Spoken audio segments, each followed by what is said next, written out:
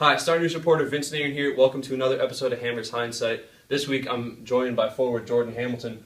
Jordan, you're on loan from Toronto. 4 goals early on in the season. The team unbeaten in 8 in a row. How have you felt so far in your first couple of months down here in Wilmington? It was difficult at first being away from home, but now I'm really comfortable and having fun playing, and I'm enjoying playing for the Hammerheads, so it's good. All right. Well, we're going to take a look at last week's game against the Chicago Fire Reserves.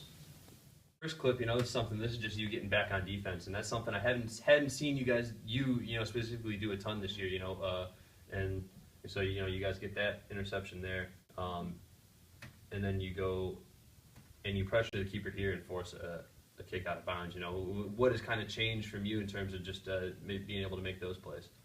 Just my mentality towards the game. I had a talk with Toronto, and I've always been criticized for defensive stuff and not using my body and stuff, so I've just always tried now to work hard defensively, because I notice it makes everything easier offensively because you kind of just flow into it, and so that's what I've been trying to do.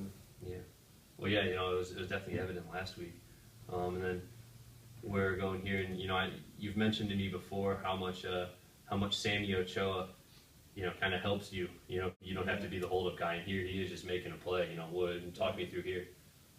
You just beat the guy 1v1, and I faded off of his shoulder so he couldn't see me, and then I cut across in near post because that's where most of the balls will usually go.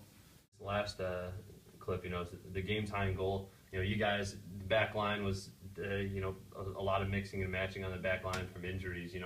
How much does that affect, you guys when you're out there and, you're playing next to guys that you don't normally play next to?